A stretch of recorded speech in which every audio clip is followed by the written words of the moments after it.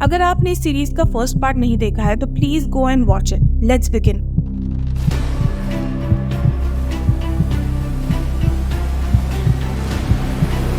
We have roughly a crore medical professionals in this country. 75% of these individuals get attacked at least once in their professional life. जब भी हम या हमारे आसपास कोई भी बीमार होता है या किसी क्रोनिक बीमारी से एक्सीडेंट से जूझ रहा होता है तो हमें मेडिकल प्रोफेशनल्स याद आते हैं। इनकी ना ही दिवाली होती है ना ईद, ना ही कोई छुट्टी। 24 घंटों में कभी भी इन्हें ड्यूटी पे आना पड़ता है, जिससे ना ही इनका कोई शेड्यूल फिक्स हो पाता है for the longest time of their careers, और इनकी फैमिली लाइफ तो कहीं ना कहीं कॉम्प्रोमाइज होती है ही। एक ऐसा ही टाइम कोविड पैंडेमिक भी था जब ये मेडिकल प्रोफेशनल्स किसी भगवान से कम नहीं थे, जब ये लोग कई कई दिनों तक घर नहीं आते थे और घंटों घंटों अपनी जान पे खेल के रेगुलर ड्यूटी पे होते थे और लोगों की जानें बचाते थे। जब कोई किसी इंसान के करीब जाने में भी कतराता था कोविड वायरस के डर से, तब ये लोग उसी वायरस से ग्रसित लोगों से दिन रात डील करते थे। ट्रेमेंडस mental pressure, exhaustion, long shifts, responsibility और सोशल प्रेशर, यहाँ तक कि लोगों का गुस्सा, उनका वायलेंस हेल्थ केयर वर्कर्स के लिए कोविड एक्सक्लूसिव नहीं था,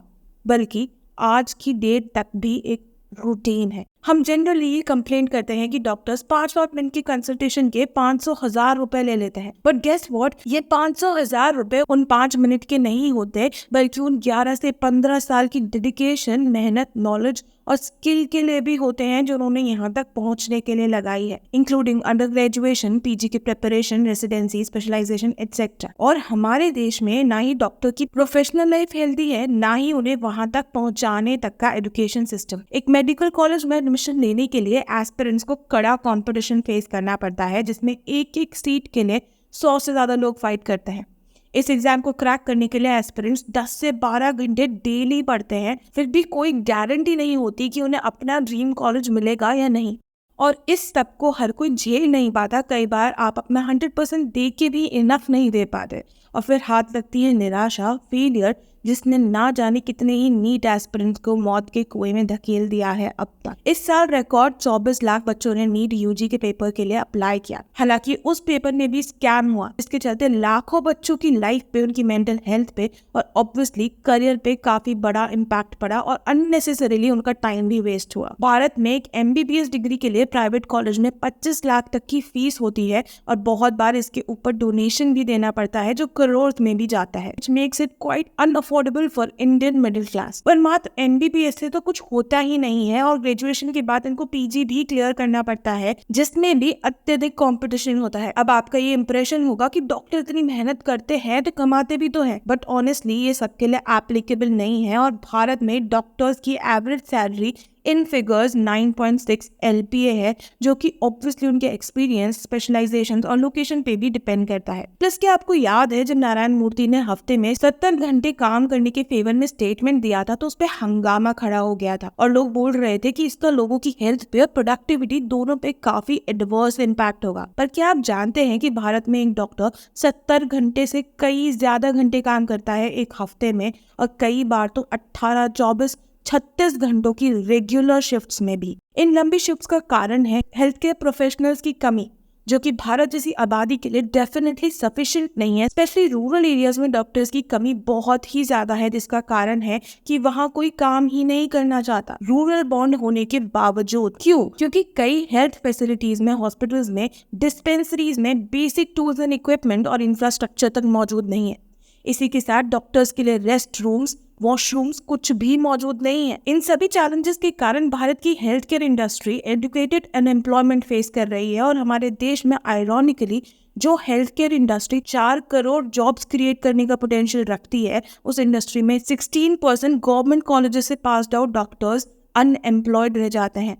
सितंबर 2022 की एक रिपोर्ट के हिसाब से भारत में 27.7% allopathic doctors, 88.8% nurses and midwives, 42.2% dentist, 17.2% Ayush practitioners and 20.4% health associates unemployed थे। टू एड ऑन, गेस करो, इतनी मेहनत, इतना स्ट्रगल सब कुछ करने के बाद कितने डॉक्टर्स एक्चुअली हमारे देश में खुश हैं?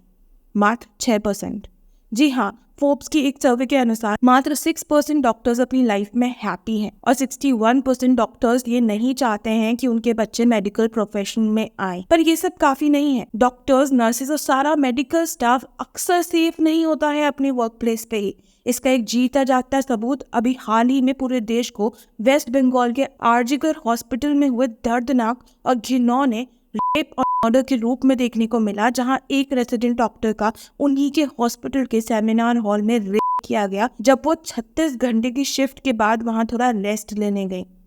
इसके अगले ही दिन यूपी में एक 33 साल की नर्स का बेरहमी से रेप किया गया। The whole country was and is protesting, लेकिन अभी तक इस केस पे इस देश में ऐसे दुष्कर्मियों के खिलाफ कोई कठोर एक्शन नहीं लिया गया है। खैर, ये कोई एक आध केस नहीं है, बल्कि 75% of doctors and health care personnel in India has faced some sort of violence, जिसमें 12% इंसिडेंसेस मेजर फिजिकल वायलेंस के हैं। इनफैक्ट 70% केसेस में पेशेंट्स के अटेंडेंट्स ने हेल्थ केयर वर्कर्स को अब्यूज किया है, और ये डेटा इंडियन मेडिकल एसोसिएशन के एक सर्वे से ही मिला है। आप खुद ही सोचकर देखिए कि आखिर जो लोग हमें बचाते हैं, हम एज अ सोसाइटी उन्हें क्या ऑफर कर रहे हैं। क्या बीती होगी और क्या बीतती होगी इन डॉक्टर्स पे जो इतनी मेहनत करके खून पसीना एक करके इस प्रोफेशन में आते हैं, only to be this mentally disturbed और मे बी असॉल्टेड और मे बी रेप्ड और killed। ये सब बातें किताबी नहीं है। In fact in my personal experience, मैं जिन डॉक्टर्स को जानती हूँ, they are highly frustrated and they want to quit their jobs.